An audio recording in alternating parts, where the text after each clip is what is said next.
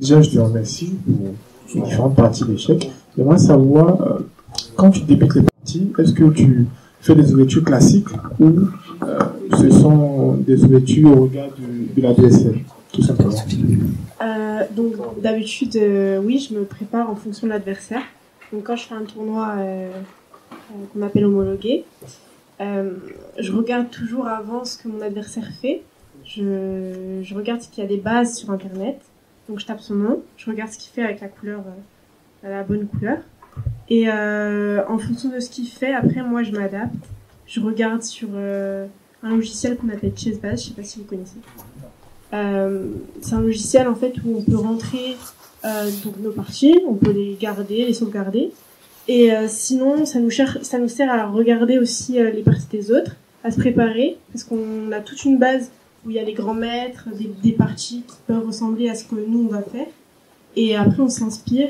Et après, quand je joue contre la personne, ça peut être des préparations de plusieurs dizaines, non, de plusieurs coups en fait. Et la personne perd du temps à réfléchir sur ce que moi je connais déjà. C'est comme ça que je me prépare en fait. Partie simultanée, ça ne réduit pas ou encore ça n'affaiblit pas la concentration? La concentration en fait, elle est... En fait, ce qui est compliqué, c'est que quand j'arrive devant la position, à chaque fois, il faut que je me rappelle des menaces, de ce que je voulais faire, de mes plans. Des fois, je peux oublier. Et des menaces que je verrais normalement, j'oublie en fait parce que j'en ai d'autres. Des fois, je suis là, mais je réfléchis à ça. Des fois, je suis là-bas, mais je réfléchis là. Donc, du coup, en fait, ça change tout. Et c'est comme ça que je fais des erreurs. Et c'est pour ça que, ouais, ça influence quand même, ça a un impact sur ma concentration quand même. Grand merci. Je comprends que tu es en prépa. Oui. Et j'aimerais savoir comment est-ce que tu fais pour gérer tes cours et en même temps le fait que tu fasses des tournois.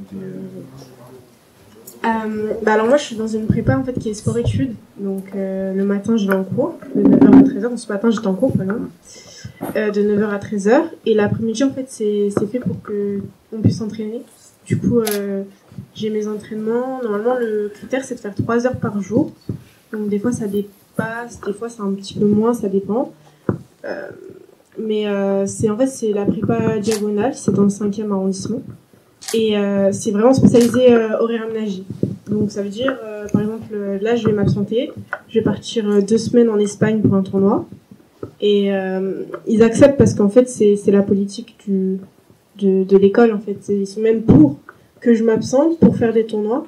Donc c'est vraiment un des seuls établissements à faire ça et c'est pour ça que je peux le faire. Sinon si j'étais dans une école, je pense pas qu'ils voudraient. Donc,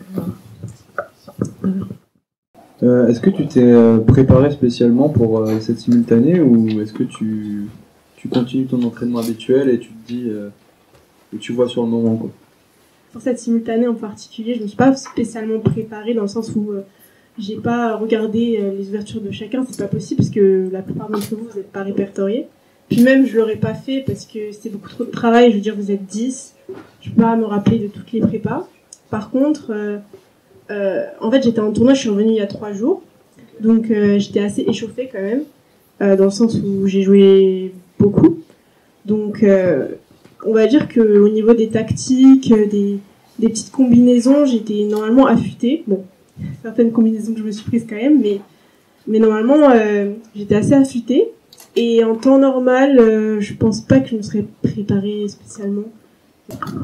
Est-ce que vous vous êtes préparé pour cette simultanée?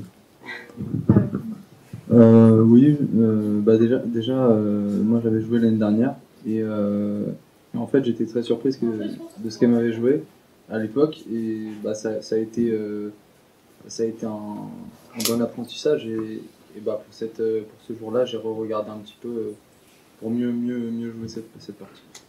Okay. Mais au final elle m'a joué quelque chose de différent. Rapport, donc du coup je peux changer, oui. Ouais, mais bon c'était intéressant.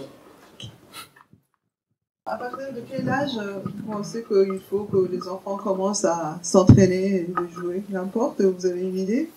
Pour moi, il n'y a pas d'âge. J'ai appris, le déplacement, je l'ai appris à 3 ans, des pièces. D'accord. Et j'ai fait la compétition à partir de 8 ans, mais il y en a qui commencent à partir de 5 ans, donc moi je pense qu'il n'y a pas d'âge, juste faut que la personne soit intéressée, quoi. Faut que l'enfant s'intéresse, s'il décroche et que ça l'intéresse pas, ça sert à rien de forcer. Excusez-moi. Au niveau de l'âge, plutôt vers 5 ans, 5 ans et demi, 6 ans. Quand c'est 3 ans, c'est trop tôt. Et généralement, les animateurs ne vont pas justement enseigner à ces jeunes parce qu'ils ont une vue de l'échiquier différente.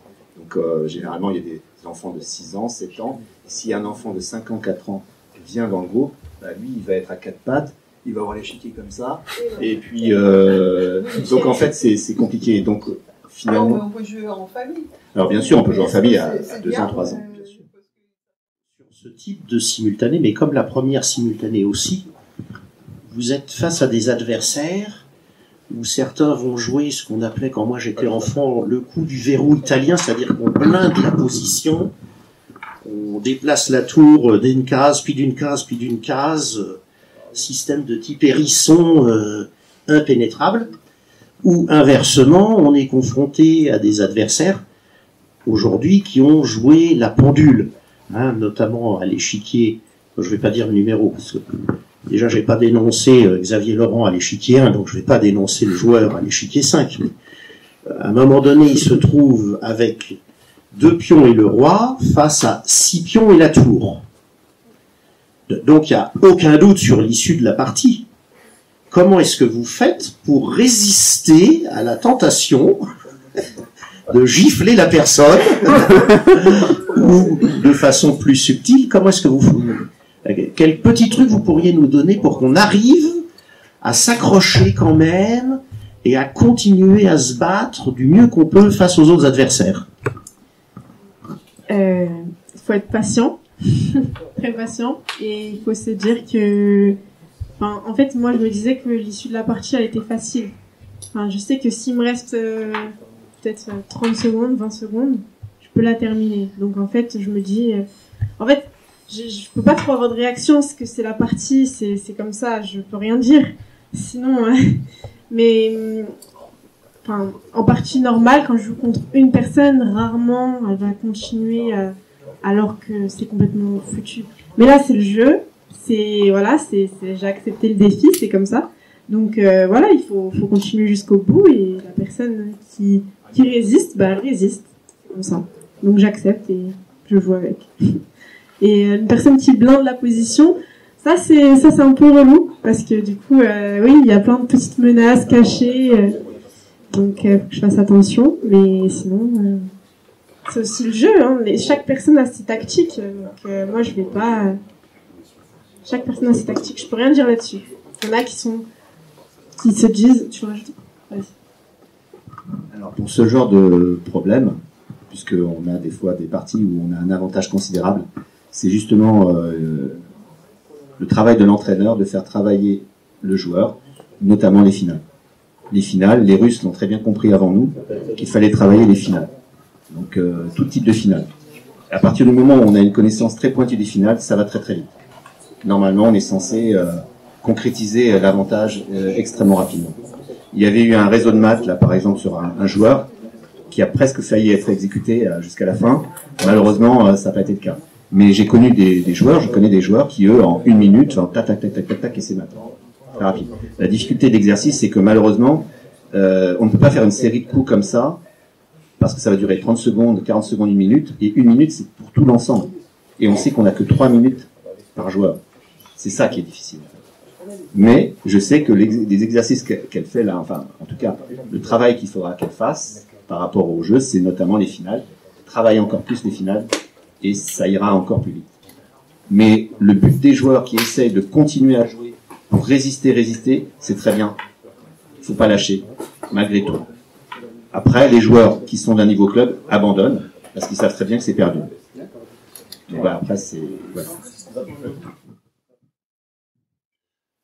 Est-ce que, au-delà du côté spectaculaire de jouer contre 10 joueurs en même temps, est-ce que ça vous apporte quelque chose, ce type d'exercice, dans votre préparation? Oui, beaucoup. Déjà, je joue, donc ça me permet de tester des nouvelles choses. Ça me permet de voir où mes réflexes ne sont pas présents. Parce que il y a des coups qui sont joués, je devrais ils répondent normalement avec un réflexe que parfois j'ai pas. Donc déjà, ça me permet de voir. Et en plus, non, ça aide à gérer plusieurs variantes, parce que moi, quand je fais une partie, par exemple, dans ma tête, je calcule beaucoup, donc beaucoup de variantes différentes. Et là, ça m'aide à avoir une pluralité, de pouvoir voir plusieurs variantes en même temps. Ça m'entraîne, en fait, ça m'entraîne beaucoup. Puis niveau cérébral, c'est très éprouvant.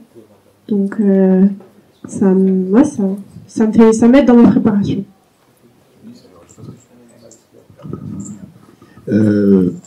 Moi, par exemple, en tant qu'entraîneur, c'est pareil. Je la vois jouer. Je vois le choix d'un coup va me permettre de dire, elle choisit ce coup. Peut-être qu'il y a d'autres coups possibles. Pourquoi elle choisit ce coup? Si elle choisit ce coup, c'est qu'il y a une structure mentale qui lui permet de dire, voilà, je joue ça. Peut-être que c'est pas la meilleure des choses. Dans ce cas de figure, on va travailler les éléments pour que l'orientation du coup soit différente. Il y a un autre élément aussi, par exemple, j'ai remarqué qu'au niveau de la structure de pion, voilà, il y a des trous, il y a des coups de pion qui sont beaucoup joués. Et en fait, la plupart des joueurs qui sont déjà affûtés jouent les pièces. Beaucoup de pièces. Et le jeu d'échecs, c'est ça. C'est un jeu de pièces. On joue beaucoup les pièces pour se développer. Margot ne ferait pas ce genre d'erreur en partie lente. Par contre, en partie rapide, elle fait ce genre encore d'imprécision. Et c'est là qu'il faut éradiquer ces imprécisions pour qu'en partie lente, elle n'ait plus à y penser. Donc on éradique. Donc, tout ce travail-là qui est fait, toute cette pluralité, cette diversité de réponses, de possibilités, c'est énorme comme travail. Donc pour nous, c'est très porteur. Quand vous faites un coup, est-ce que vous faites celui le plus évident ou pas forcément? Pas forcément plus évident. On va dire, en général, c'est le coup qui me facilite la vie le plus. Dans le sens où, après, mon plan dans ma tête est clair, où j'ai des idées claires, et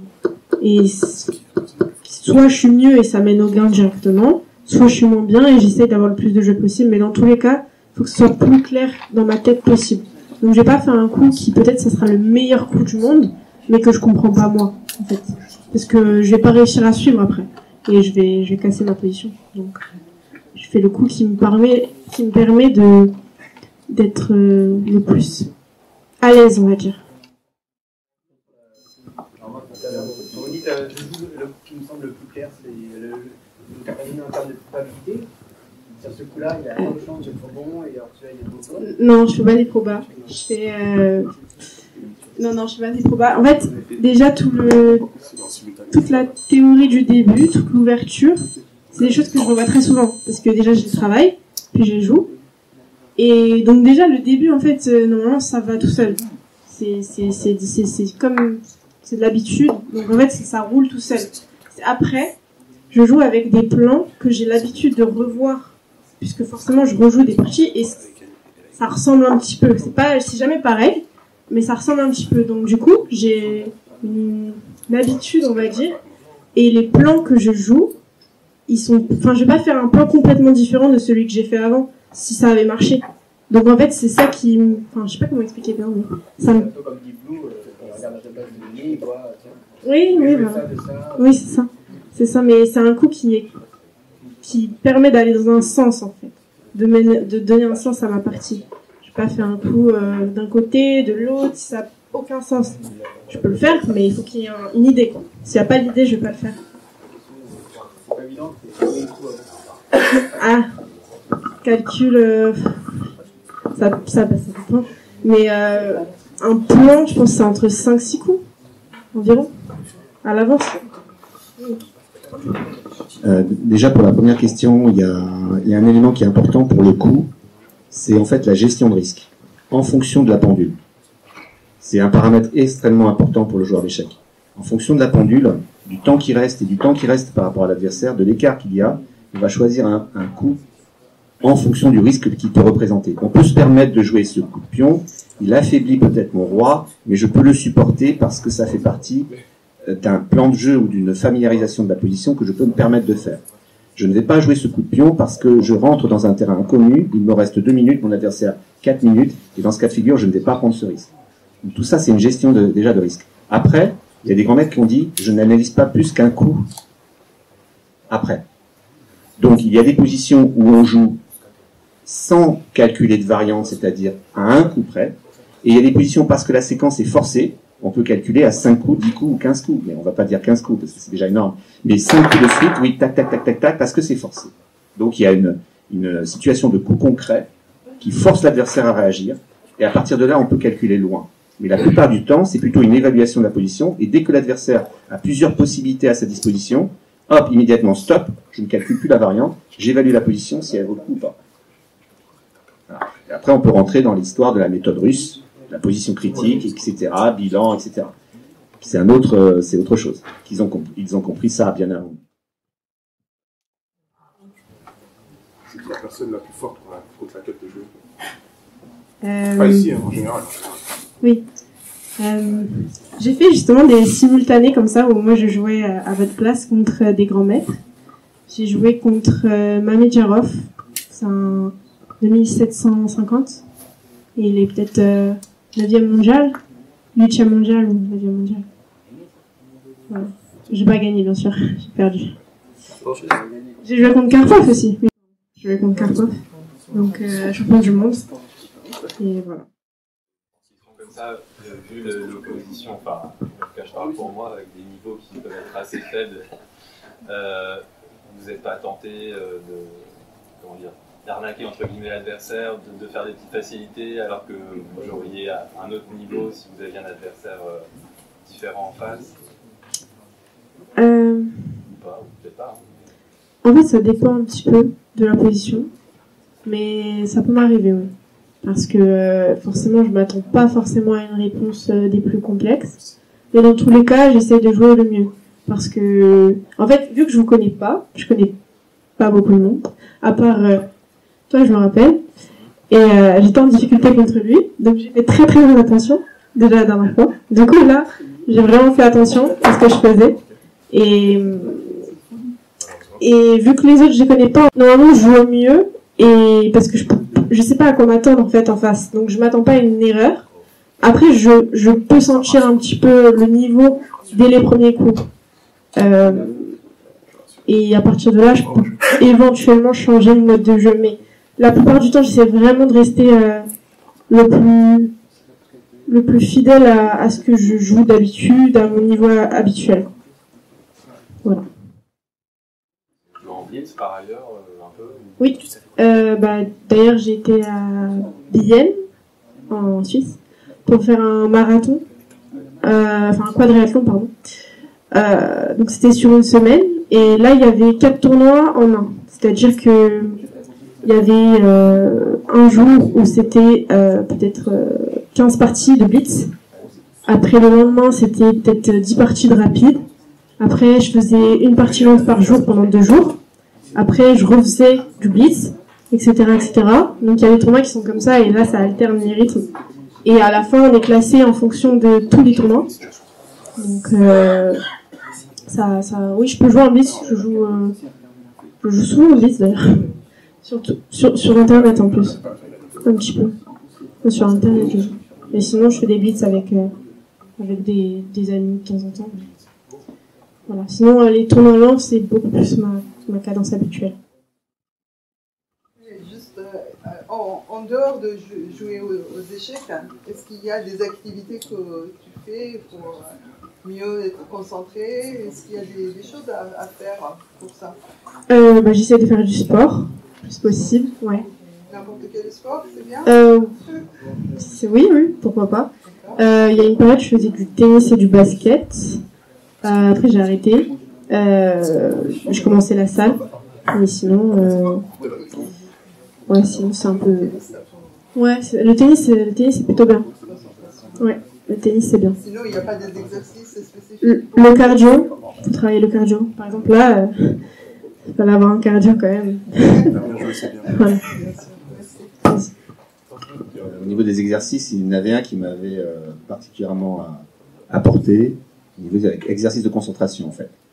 Vous imaginez dans votre tête, si vous avez un petit problème pour dormir, vous imaginez dans votre tête une tour, et vous la sculptez. Vous sculptez la tour. vous sculptez le cavalier dans votre tête. Et là, vous voyez passer l'outil, etc., etc., etc. L'air de rien, ça améliore considérablement la concentration. Botvinnik, champion du monde dans les années 1960, père de l'école soviétique, lui, pour s'entraîner, il écoutait de la musique, avec le casque, musique classique, et en même temps, il s'entraînait à trouver les combinaisons des parties. Donc là, c'était un exercice de concentration assez excellent. Voilà. Quelques idées. Après, le sport, par exemple, le ping-pong, c'est excellent, parce que c'est un aller-retour systématique. Et au niveau du cœur cardiaque, c'est important. Il faut savoir que le jeu d'échecs, en tout cas ce que j'ai entendu, c'est que c'est le deuxième sport, puisque c'est considéré comme un sport, après la Formule 1, où il y a une différence cardiaque importante. Entre un coup qu'on n'a pas vu, ça fait monter tout de suite le rythme cardiaque. Donc là, c'est une grosse différence. C'est pour ça qu'il faut faire du sport. Donc habituer le rythme cardiaque, habituer le cœur à un rythme cardiaque qui peut tout de suite très vite s'élever, parce que le jeu d'échecs, c'est aussi une aventure émotionnelle. Donc les émotions peuvent très vite être négatives comme positives. Et le film, ça vous a apporté quelque chose, là, Madame... Le jeu de la dame? Oui. Oui, oui. J'ai beaucoup aimé. C'est vrai. Et c'est très représentatif de la réalité. Donc c'est plutôt bien. Ouais, pour les femmes. Et... inciter les gens, c'était parfait. Ouais. Ouais. Là, en plus, il y a beaucoup plus de femmes qui jouent maintenant. Donc... ouais, c'est bien. Non, c'est très bien. Ça a été aussi aidé à la réalisation par Kasparov, ancien champion du monde. Donc aussi, c'est pour ça que c'est bien réalisé. Parce que généralement, c'était des réalisateurs qui connaissent pas du tout. Et là, du coup, c'était bien fait. Un petit mot là-dessus pour le film. On s'est aperçu que dans les différents clubs de France, il y a eu une remontée de nombre de fréquentations de jeunes joueurs, mais de joueurs aussi de 20 ans à 30 ans, des personnes, des femmes aussi qui jouent plus, suite à la visualisation du film. Donc le film en lui-même, pour moi, je considère que c'est vraiment le meilleur film sur les échecs, en tout cas, très très bien fait, avec une couleur de l'époque parfaite, les vêtements, tout ça, c'était en dehors du jeu, mais c'était très très bien fait. Et ça a aidé beaucoup le jeu. Tout ce qu'on regrette, c'est que ça s'est passé au moment du Covid. Si ça n'était pas passé au moment du Covid, peut-être que ça aurait été mieux. Mais au moment du Covid, il y a eu quand même Internet, et beaucoup de joueurs se sont mis à jouer sur Internet. Si on gagne un championnat du monde, on gagne combien d'argent? Un championnat du monde, ça dépend quelle catégorie. En senior, je pense que tu es déjà bien riche à ce moment-là. Qu'est-ce que je sais pas. Mais plus, bien sûr que c'est plus. T'es invité partout. Oui, donc t'es invité, mais il demande combien on gagne. Tu connais le prix ici. Alors le prix, c'est peut-être 1 million d'euros. Le truc, c'est qu'en fait, ou même plus quelquefois, hein, mais le problème, c'est, enfin, la personne évidemment a une somme importante, mais il faut qu'il paye tous ses secondants. Les secondants. En fait, il n'est pas tout seul à jouer. Le champion du monde joue sa partie, mais il a une équipe de secondants avec lui qui travaille sur le joueur en face, sur sa personnalité, sur son choix d'ouverture, sur tout ce qu'il joue. Donc les secondants l'aident considérablement à trouver la bonne ouverture, la bonne réplique, qu'est-ce qu'il faut jouer. Donc il y a aussi l'apport ordinateur évidemment. Donc tous ces joueurs-là, toute équipe technique, il faut qu'il travaille. Et il y a des préparations avant, plusieurs mois avant. Donc le champion du monde, ok, c'est peut-être plusieurs millions, oui, mais bon, ok, c'est pas Mbappé, hein, c'est pas la même chose. Hein. Et le deuxième après, c'est un peu en dessous. C'est un peu en dessous, exactement. Et puis voilà. Donc bon, quand on a 1 million d'euros, c'est pas mal. On peut quand même, mais plus aussi. Hein. Karpov, par exemple, il y a plusieurs dizaines de millions, Karpov. Oui, dans l'ensemble. Oui, dans l'ensemble. Mais au moment du championnat. Ah, quand tu gagnes un championnat. Dans ta catégorie. Dans ma catégorie, je sais pas du tout. Bah non.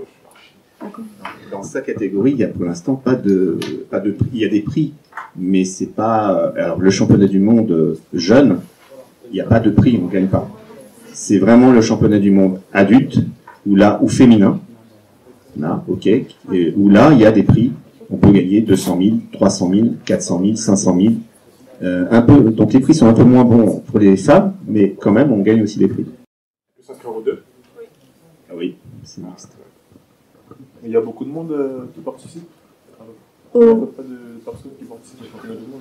Au championnat du monde. Alors en fait, c'est un petit peu séparé parce que les très forts joueurs, ils sont présélectionnés en fait. Il y a une présélection, ils sont peut-être une dizaine ou une quinzaine, et après ils jouent entre eux. Mais déjà, il faut être présélectionné. Pour être présélectionné, il faut avoir fait des performances un petit peu durant l'année. C'est des matchs de candidats. Ouais, ça s'appelle le match des candidats. Et on choisit les candidats qui pourraient être champions du monde. Donc c'est la liste, elle change voilà. La liste, elle change à chaque fois. Et sinon, championnat du monde senior, on va dire amateur. Là, il peut y avoir plusieurs centaines de personnes, environ, je sais pas, 400, 500. Et pour gagner, il faut faire combien de parties à peu près? 9 ou 11. 11, plutôt. Comment? Ouais, 11 parties. Et quand je gagne les 11, je peux rencontrer les grands, ou c'est juste gagner ça? Bah, si tu gagnes les 11, déjà, je pense que tu serais très très très fort, et il y a moyen. C'est très probable. Mais le titre de champion du monde amateur n'a pas accès quand même à rencontrer pour l'instant les meilleurs du monde. C'est le classement Elo en fait, puisque le classement Elo déjà est à 2800 et quelques, même plus pour Carlsen. Il tourne autour de 2900, pas tout à fait. Là, on remarque ces joueurs qui sont entre 2800 et 2900, notamment Maxime Daché-Lagrave, des joueurs comme ça. Et il y a une présélection et ensuite ils se rencontrent entre eux, sauf Carlsen. Et après, on prend le meilleur. Le problème actuellement, c'est que le meilleur, c'est Nepomucci, et Carlsen ne veut pas le rencontrer. Voilà, c'est un problème peut-être politique, je ne sais pas, puisqu'il est russe, Nepomucci. Alors bon, ça tombe pas très bien, et voilà. Alors voilà, ça se passe comme ça. Mais le champion du monde amateur, c'est pas du tout la même catégorie, c'est pas pareil. Comment est-ce qu'on devient maître, puis grand maître international, et est-ce qu'on a besoin d'être forcément dans un club pour accéder à ces titres? Oui, pour être maître, déjà pour faire des tournois, il faut être dans un club, il faut avoir une licence. Après, en fait, c'est par étapes. Donc, il faut commencer par être maître. Pour être maître, il faut que tu fasses 3 normes. Donc, qu'est-ce qu'une norme? Une norme, c'est une performance à un tournoi international où tu dois avoir fait une certaine performance. Donc, tu dois avoir... je crois que pour un garçon, pour être maître, la première norme, il faut faire une performance à 2450 et avoir rencontré au moins 4 joueurs qui sont déjà maîtres internationaux. Oui. C'est sûr qu'il faut les avoir rencontrés. Par contre, il faut faire un nombre de points quand même. Donc il y a des tournois internationaux. Il y a un grand tournoi où là, il y a 900 ou 500 ou 600 personnes. On fait des rencontres avec des maîtres et des grands maîtres. C'est ce que j'ai fait. Donc, j'ai fait une norme de maître international et c'est comme ça que ça se passe. Il y a un tournoi, donc Open. Là, on fait des points, on fait 6 ou 7 points sur 9. Si on a rencontré des grands maîtres internationaux, étrangers donc, parce qu'il faut aussi rencontrer des étrangers, c'est important, et bien dans ce cas de figure, on a une norme de maître international ou de grand maître international. Après, voilà, et bien sûr, tu as raison, une perf à 2450 au moins.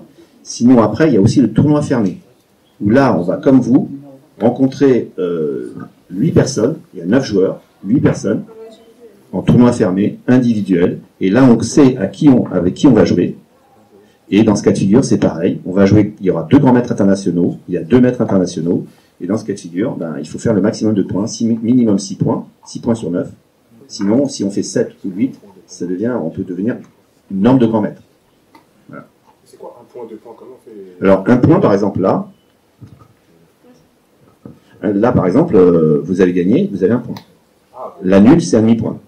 La perte, c'est 0 point.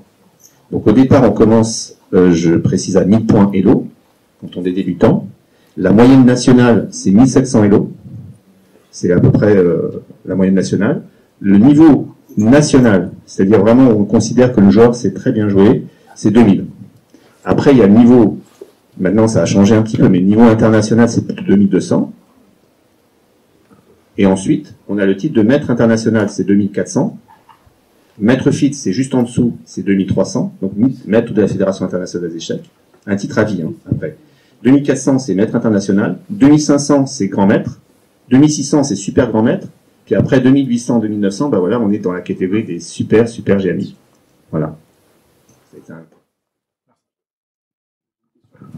Il y a vraiment une différence de niveau entre les joueurs qui jouent sur Internet et ceux qui jouent en vrai.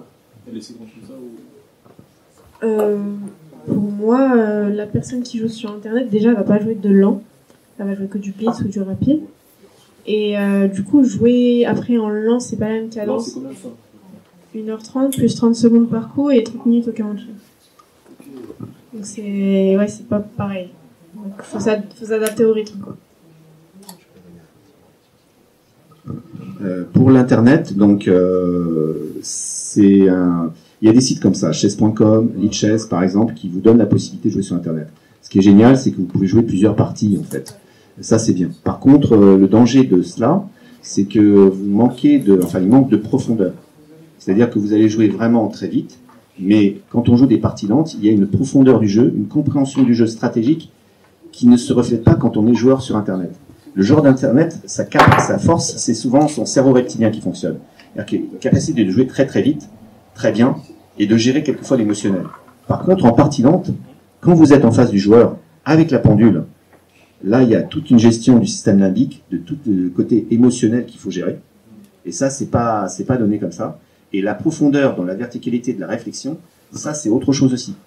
Donc, parce que vous avez passé beaucoup de temps à réfléchir sur le coup à jouer et sur le plan à mettre. Alors qu'en Internet, non.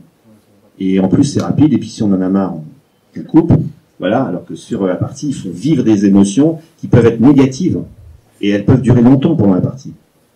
Et il faut savoir se sortir du cercle négatif pour revenir dans un truc positif. Donc, tout ça, ce sont des manœuvres, une certaine maîtrise à obtenir. Voilà. Mais Internet, quand même, ça aide. Le travail sur Internet avec Margot, c'est, elle joue sur Internet des parties. Et à chaque partie, on analyse le début d'ouverture notamment, voir si ça correspond par rapport à la préparation ou pas. Donc ça veut dire que ne pas faire 10, 20 parties ou 30 parties de suite, mais faire une partie et regarder, faire une analyse. Faire une deuxième partie et analyser. Et c'est comme ça qu'on analyse ses forces et faiblesses. Et c'est comme ça qu'on progresse. Il y a des tournois spéciaux Blitz ou longues Oui, bien sûr, il y en a. Il faut regarder sur le site de la Fédération française des échecs. Donc FFE, tu tapes échec asso, tu vas trouver. Et tu vas dans la... Si tu veux, je te montrerai, mais tu peux trouver, il y en a plein. Il y a des cadences différentes. Il y en a qui sont spécialisés dans les bullets. 1 minute. Bon, ça, ok, on joue très vite. Il y en a qui sont spécialisés dans les 5 minutes, partie de blitz. Dans les semi-rapides, ça c'est sympa. 1 demi-heure. C'est sympa parce qu'il y a beaucoup de tournois qui proposent ça, parce que on peut en une journée faire un tournoi complet. Et puis après, bon, c'est bon. Donc, et on joue des parties d'une certaine qualité quand même. Et donc ça c'est les semi-rapides. Puis après il y a les parties lentes, 1 heure. Puis ensuite 1h30. Il y a des joueurs préférés d'aujourd'hui ou du passé? J'aime beaucoup Carlsen, joueur du monde actuel. C'est vraiment mon joueur, un de mes joueurs préférés. Sinon j'aime bien aussi le style de Kasparov. Et sinon, oui, non, c'est mes 2 joueurs préférés, on va dire. Et ton ouverture préférée? Avec les blancs ou avec les noirs? Les blancs. L'écossaise. Les noirs? Si, c'est... L'écossaise E4-5, KV-F3, KV-C6, D4. Et la sicilienne, c'est E4, C5. Et les joueurs préférés, quelquefois, peuvent changer au fur et à mesure des années qui passent, en fonction du style qu'on adopte. Moi, je sais que c'était Petrosian, champion du monde. J'adorais son style de jeu parce que chaque coup était très très profond. Donc on avait l'impression qu'il y avait rien qui se passait, et au bout de 10 coups, 15 coups, l'adversaire, il n'y avait que des faiblesses partout. C'est assez extraordinaire. Kasparov, qui a un style très flamboyant, lui faisait sacrifice sur sacrifice, développement, et il allait très loin. Il y avait Tal aussi, qui lui était dans l'imagination, de la créativité, il sacrifiait quelque chose au centre, et puis c'était impossible pour l'autre joueur de pouvoir calculer toutes les possibilités, et il se faisait dépasser de cette manière. Donc chaque joueur, chaque champion du monde a un style particulier qui convient parfaitement au tempérament du joueur qui veut progresser. Déjà, la réponse n'était pas Fritz 15 déjà. Non, ça c'est... Il y a un petit truc à dire là-dessus. Beaucoup de joueurs malheureusement se réfèrent sur Fritz. Ça c'est un conseil que je vous donne si vous voulez progresser. Ne mettez pas Fritz à côté, un module d'analyse. Il y en a qui font ça. Ils jouent leur coup, ils regardent leur partie, et puis ils mettent le module d'analyse tout de suite à côté. Et le module d'analyse dit « Ah ben non, il faut faire ça. Ah ben non, il faut faire ça. » jamais faire ça. Enfin, moi, c'est pas mon conseil. Après, mais plutôt analyser soi-même, dire, bah tiens, j'aurais peut-être préféré jouer ce coup, ou alors ce coup parce qu'il y a ça, ça. Et après, on compare. On regarde un module et on voit si lui nous dit la même chose ou pas. Et cette comparaison fait qu'on voit l'écart qu'on a entre l'ordinateur qui propose quelque chose et vous, ce que vous faites. C'est beaucoup mieux que de simplement dire, bah, si l'ordinateur dit ça, c'est qu'il a raison, et vous perdez complètement votre libre arbitre. Et ça, c'est vraiment dommage. Car l'important pour vous, c'est de jouer selon votre personnalité et votre tempérament. Ne la perdez pas en consultant simplement tout le temps le module d'analyse. C'est votre jeu qui est important, ce que vous dégagez dans votre tête. Donc, ayez cette autonomie de réflexion par vous-même. Ça, c'est très très important. T'es arrivé 3e au championnat cadet. C'est parce que les 2 premiers t'ont battu ou c'est par rapport au point? La première m'avait battu, il me semble. Et c'est aussi par rapport au point. Et c'était que des filles? Oui. Oui, là, il y a vraiment une question. On peut faire du championnat mixte. Peut-être que Margot, un jour, pourra éventuellement vouloir faire le championnat mixte. Il y en a qui jouent avec les garçons. Ça, c'est tout à fait possible. D'ailleurs, tous les tournois que fait Margot, c'est avec les garçons. Sauf le championnat de France, où là, il y a le championnat de France féminin. On peut le faire, en effet, tu as raison. Et il y a le championnat du monde, où là, c'est que féminin. Donc voilà. Mais autrement, tous les tournois, c'est souvent mixte. Après, il y a des prix féminins. Mais... T'as une joueuse préférée? Pas française en tout cas, mais j'aime beaucoup le style de Paul Judith. Non. Ça fait partie des meilleurs joueurs du monde. Oui, les meilleurs. Non, bah, chez les filles, oui, mais chez les garçons aussi, elle était très très forte. Elle a battu Carsten. 5e mondial. Ouais. Elle a battu même. Actuellement, elle a fait une partie contre Carsten. Qui a gagné. Et bon, c'est parti là. Bon, bah, en tout cas, ça m'a fait très plaisir de venir ici pour la 2e fois, de rejouer contre vous tous. Et voilà, peut-être que je reviendrai. On verra ça, mais c'est très probable. Et